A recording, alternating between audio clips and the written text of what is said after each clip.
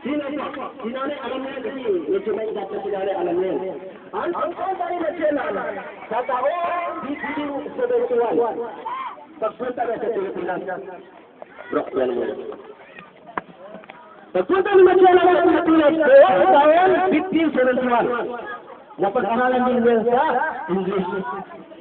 Sa taong 1571, ang pagpunta ni Magellan sa Pilipinas o pag-Christianist ang mga tao sa Pilipinas. Dahil sa gusto nilang sakutin ang bayan ng Pilipinas. Sa mga kapatian, nagpupinta ng taon. Mga kapatid, kung meron space dyan, pasensya na po kung wala tayong 271. Ang pagitan ng 271 years.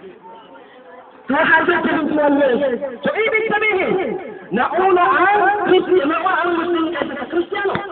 So, mga kapatid, na may Christian. Si Magellan, kontra ng Pilipinas. Kalaban ng Pilipinas si Magellan, galing! Mga kanyon!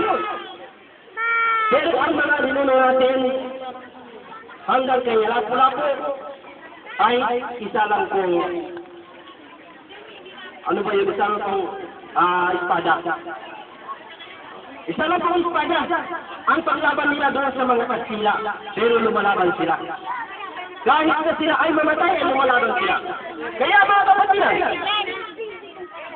nasasakupan ni Magellan. Si Magellan, nung nakuha nila ang mga ninuno natin, at kanilang mga pamilya reliyon. Lumalaban sila sa pangalan ng Allah Subhanahu wa Ta'ala. Mga pangalan ng propeta, sila propeta Abraham, si propeta Moises, si propeta Ibrahim, si propeta Adam, o si Adam, si Noah, lahat po. Ang kanilang mga bansa ay nasa Middle East. Kaya mga kapatiran, na mga Kristiyano, mga isipan upang basahin po ang salita o rintihain ng aklat ng Islam upang mahanap natin ang katotohanan. So, alhamdulillah, mga kapatiran,